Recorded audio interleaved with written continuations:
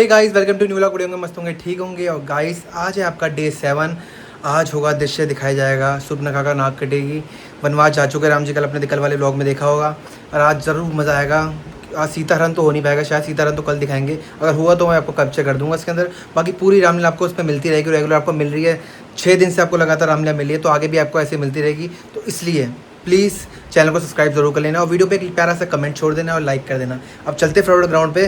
Forward तेरा ready हुआ, हम कुछ काम से क्या देख रहा हूँ, पसीना कितना आ रहा है। और चलते फॉरवर्ड ग्राउंड पे और आपको दिखाते हैं आज की रामलीला। और चैनल सब्सक्राइब जरूर कर लो प्यार, फटाफट जाकर। और नोटिफिकेशन को ऑल पे कर दो, सुबह 12 बजे करेक्ट वीडियो आ जाती है, ठीक है। और चलते फॉरवर्ड ग्राउंड में आपको दिखाते हैं आज की लीला। भयभीत कर रहे हैं।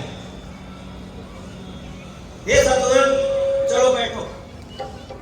हे दूत, तुम्हें बतलाओ कि अयोध्या में सब कुशल मंगल से तो है।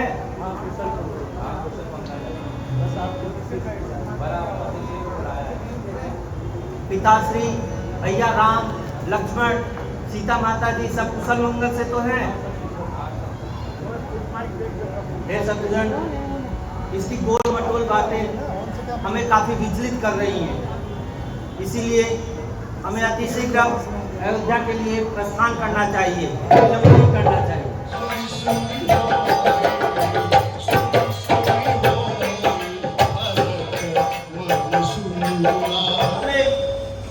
बोल रहे हैं, सड़कें एवं बाजार सारे वीरान पड़े हुए हैं।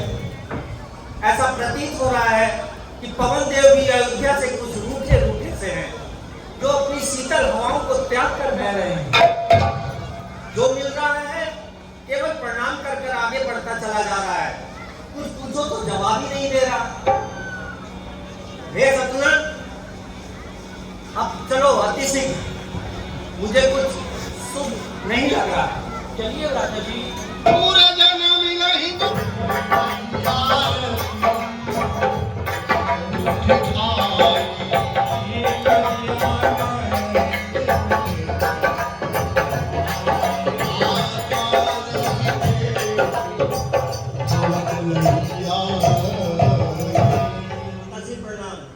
परंतु आज पिताश्री, भैया राम, लक्ष्मण एवं सीता माता जी कहीं नहीं दिखाई दे रहे। सब दिखाई देंगे बेटा। तुम बहुत दूर से आए हो, थक गए हो, पहले स्नान करो, कुछ खाओ, फिर मैं सब बताऊंगी बेटा।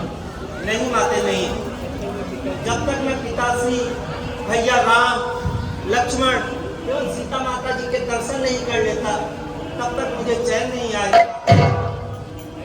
ऐसी जल्दी भी क्या है बेटा, मैं सब संभाल रखी हूँ। ठीक कर रखा है? हाँ, सब ठीक है। ये माते, आज ये आप कैसी बातें कर रही हैं? क्या ठीक कर रखा है? साफ साफ कहिए।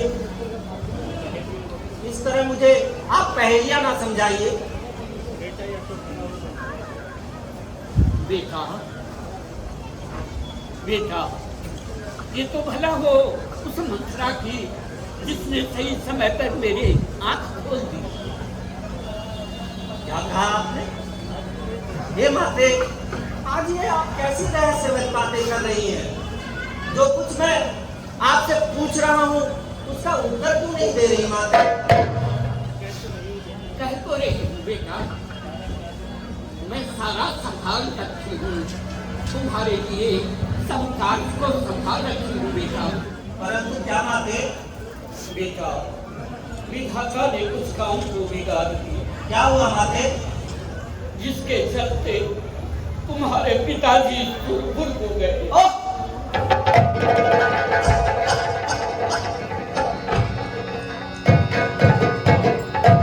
हे विधाता, ये तूने आज मुझे कैसा दुर्दिन दिखाया। अंतिम बार में उनके दर्शन भी ना कर पाया। करो बेटा, परमात्मा जो करते हैं, परमात्मा के गति पर किसी का जोर नहीं चलता। जो होना था हो गया।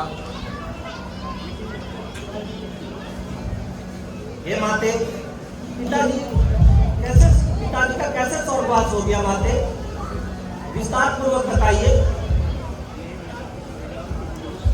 बेटा क्या कहूँ, राम का वियोग उनके मृत्यु का कारण बन गया बेटा।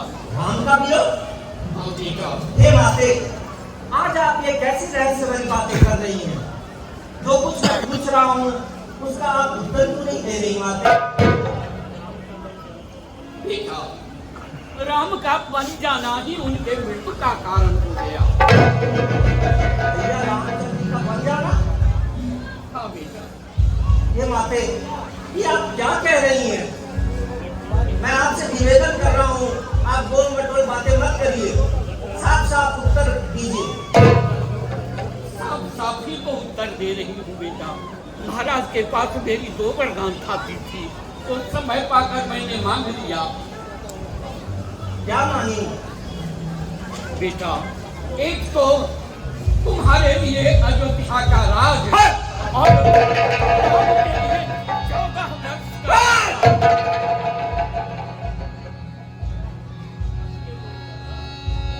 हे माते, तुमने तो बहुत ही अच्छा कार्य किया, धन्य माते, तुम धन्य।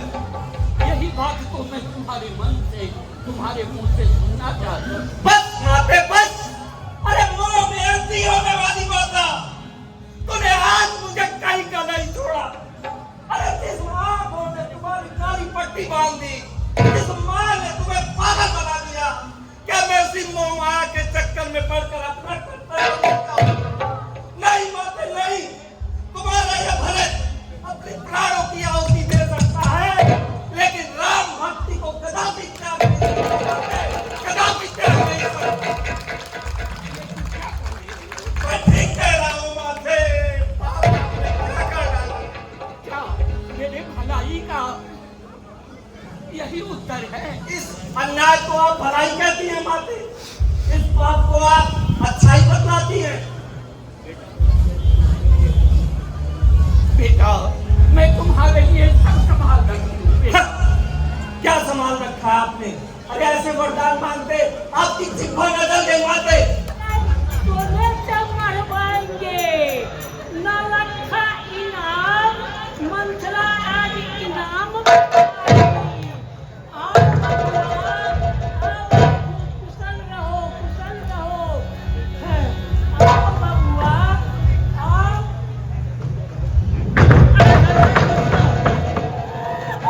तूने हमारे वंश का नाश कर दिया।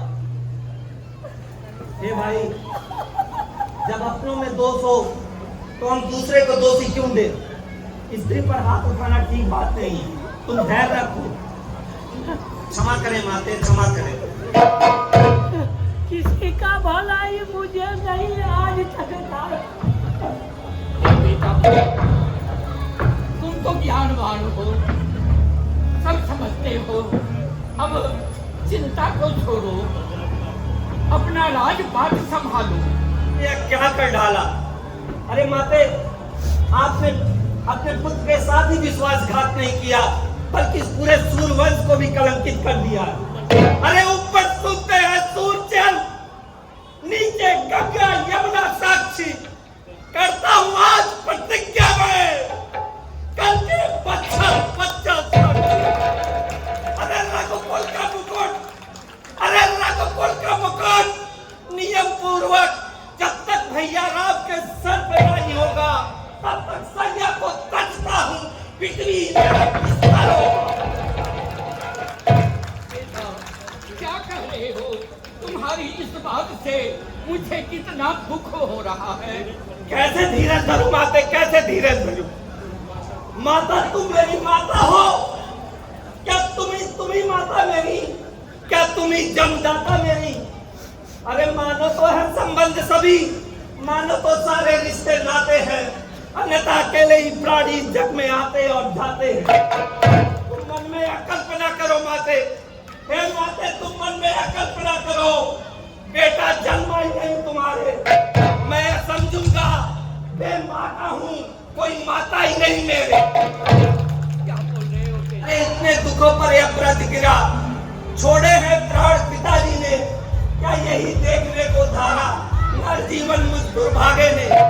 अरे सतलज किनारे सरयू के तुम मुझको भी पहुंचा देना, जब हो पिता का दर कर मेरी भी जीवन बना देना।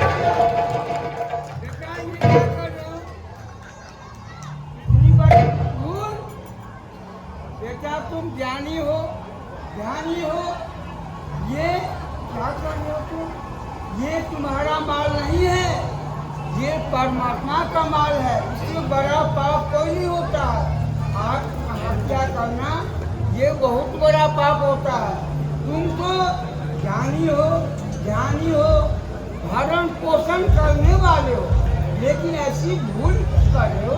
नहीं माता नहीं, मुझे क्षमा करें। सारा जग यह समझ रहा है कि ऐसा भरत का रचाया हुआ खेल है।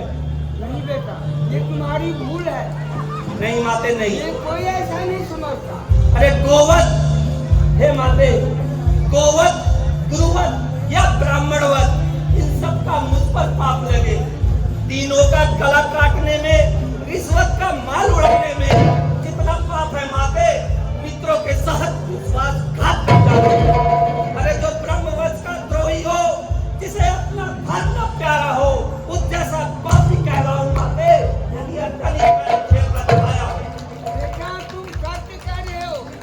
राम का कितना बड़ा भक्त हो ये पूरी संसार जानती है। इसमें तुम्हारी कोई गलती नहीं है, क्योंकि होनी को कोई जान नहीं सकता बेटा। नहीं माते नहीं, सारा जग यह समझ रहा है कि ऐसा भरत का रचाया हुआ खेल है।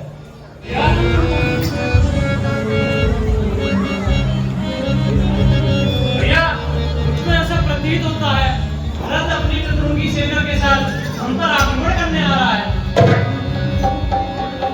हे भाई, शीघ्र आज्ञा दो, भाई को और समझूंगा मैं। अन्याय न्याय पर चढ़ता है, ये कैसे होने दूंगा मैं। वैसे ही हृदय जल रहा मंजली माँ की करतूतों से। क्या दुख है राज छूटने का, पूछे कोई राजपूतों से। इस पर भी वे संतोष नहीं, सेना ले लड़ने आता है। असहाय समझकर हमको वन में वह घेरने पकड़ने आता है। मैं नहीं जानता है कायर, कुछ जीवन है निर्धन में भी। यदि घर में एक बड़ा होता तो वन में भी एक बड़ा ही बेटा।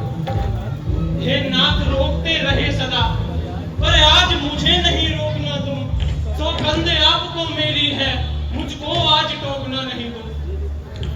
यदि पुत्र सुमित्रा का हूं मैं तो उसका गर्व मिटा दूंगा।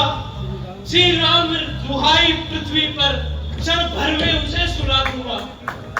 नहीं लक्ष्मण, ऐसा कदापि नहीं हो सकता। अरे पहले तो भरत बदल गया, यह नहीं समझ में आता है। उस जैसा तो सुशील भाई सब जगह न पाया जाता है। अच्छा माना वह बदल गया, चाहता निभाना मेल नहीं, तो उससे और उसकी सेना से जय पाना कोई खेल नहीं। तुम इकले एक धनुष तुम पर कब तक सम्मुख आ सकते हो। इतने दल वाले राजा से कैसे लड़ने लड़ सकते हो? जब तक भरत का धर्ममान तब तक ना दबा सकते थे। मैं क्या उसको 100 लक्ष्मण भी लड़ने में हरा न सकते थे। पर आज अधर्मी वे है, दल है उसका अधर्म का। इसलिए धर्म का एक बाण उन सब का वध कर सकता है। बस सावधान है रहना, आज्ञा दो दिल में मचल रहा। अपमानित छत्री का लोहू भीतर ही भीतर मचल रहा। या तो यह बाण शत्रु का संघार बाण हो जाएगा, या आज यह वेग बाण, या आज यह दास का बाण बलिदान प्राण हो जाएगा।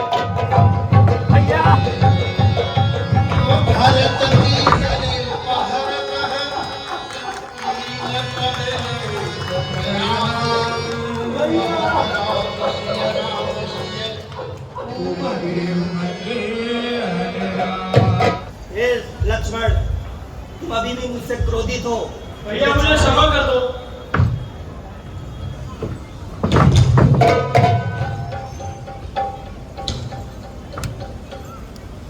अयोध्या में सब कुशल तो है, पिताश्री कैसे हैं? क्या बदलाव भैया, जब से आप अयोध्या से वन पर आए हैं तब से अयोध्या के सारे व्यवहार उल्टे पड़ गए। क्यों भाई? मैं क्या बतलाऊं, इसकी व्याख्या गुरुदेव जी करेंगे। गुरुदेव, अयोध्या में सब कुशल तो है, क्या कहूँ, क्या कहूँ? आपके वहां से वन गमन होने के बाद सुमंत जी वापस आए और उन्होंने आपका वृत्तांत सुनाया। राजा दशरथ का स्वर्गवास क्या कहा?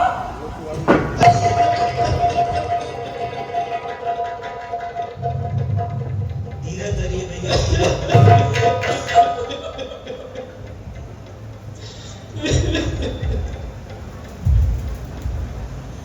हे विधाता,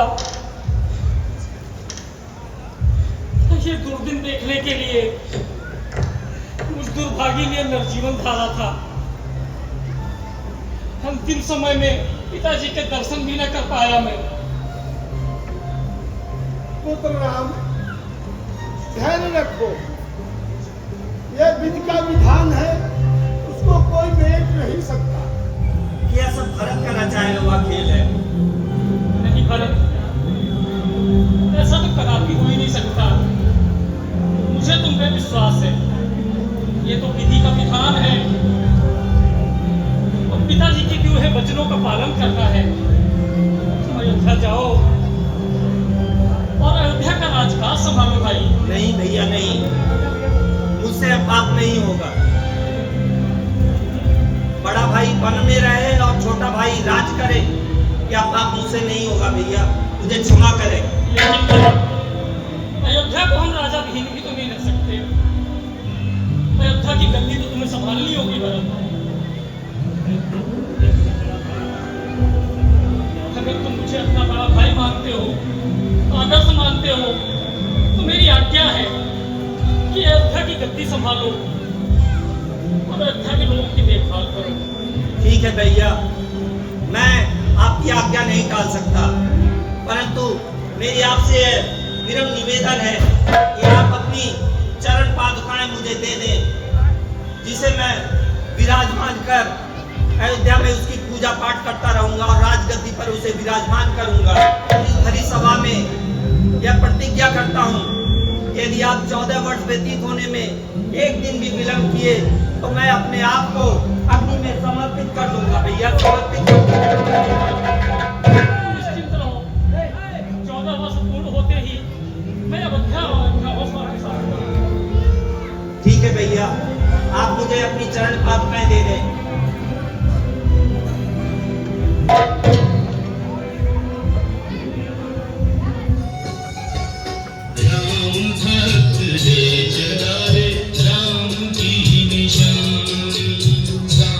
यहाँ रहे तो अयोध्यावासी यहाँ आते रहेंगे।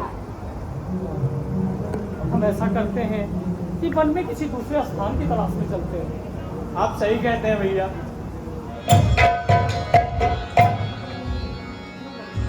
भैया, यह स्थान अयोध्या से काफी दूर भी है और गंभीर भी प्रतीत होता है। क्यों ना इस समय के लिए हम यहीं पे निवास करें। आप जैसा ठीक समझे भैया।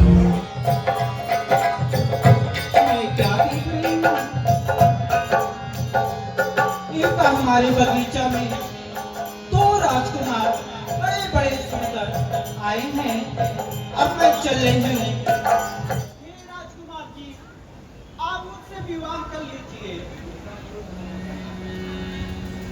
देवी, हम कुंवारे नहीं विवाहित हैं, फिर एक नारी व्रत रखते हैं।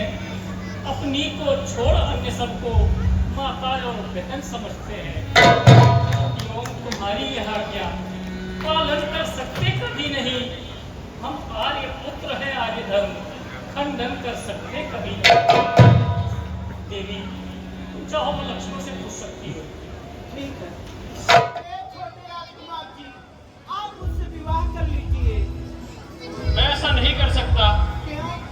क्योंकि मैं भैया के चरणों का सेवक हूँ और मुझको उनकी प्रार्थना दिन रात करनी होती है और उनकी सेवा में तत्पर हूँ। नहीं हो जाओ, आप मुझसे विवाह कर लीजिए। मैं ऐसा कदापि नहीं कर सकता। राजकुमार जी, वो रंग करेंगे, आप कर लीजिए मुझसे विवाह। देवी, वनों में विचरण करने वाली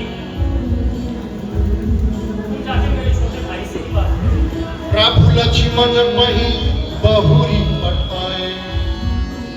आप कर लीजिए राजकुमार जी मुझसे विवाह। हे देवी, मैंने तुमसे पहले ही कहा था कि मैं तुमसे विवाह नहीं कर सकता। मैं भैया की सेवा में तत्पर हूँ। मान ले रहो मेरी बात, तो मैं अब चल रही हूँ, इससे सुंदर रूप बना कर आऊंगी।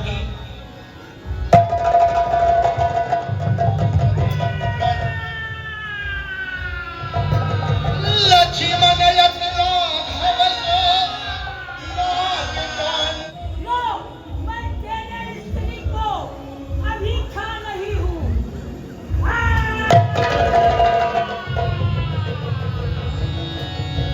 ये नाग चलो, अभी करोगे या नहीं मुझसे?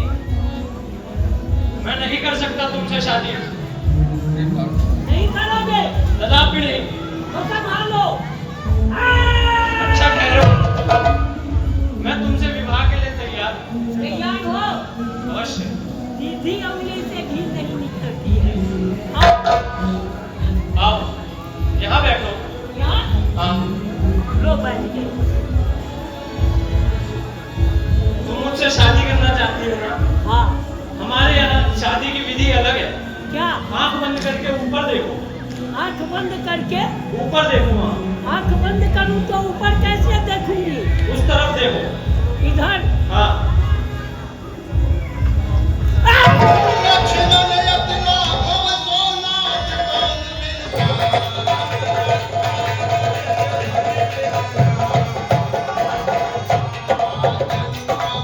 तुम तो बधी को आतुर थे, पर मैंने यही उचित समझा।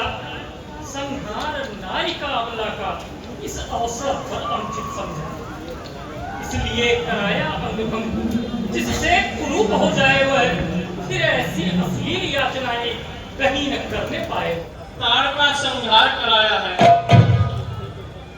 जो कहते थे वो कथिता है, उसका वध करना मुझको है। पृथ्वी के घड़ित जन्मों से पतन पृथ्वी से हटना दोष नहीं।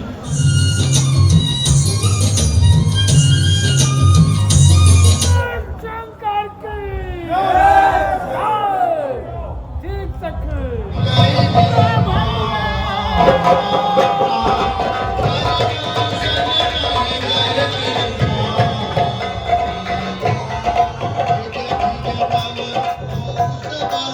हैदराबाद के रहने वाले नाक कटी नक कटी कहलाई, चेहरा लहू लोहान हुआ। एक बहन सूट लगे, तेरा किसने ये भैया, हैदराबाद के रहने वाले दो लड़का राम और लक्ष्मण स्त्री है। वह स्त्री के स्वभाव बस उससे मिलने के लिए गई। उसका छोटा भाई है ना, उसका छोटा भाई मुझे रात कान से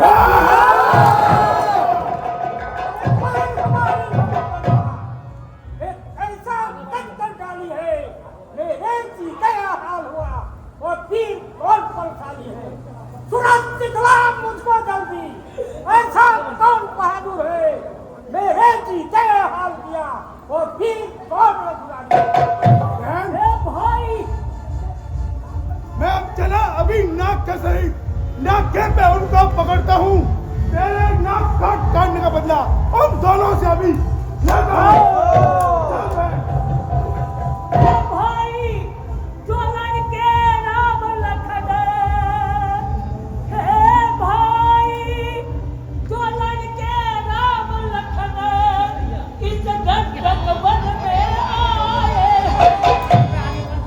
सब में एक सीता सी नारी अब तुम्हारी क्या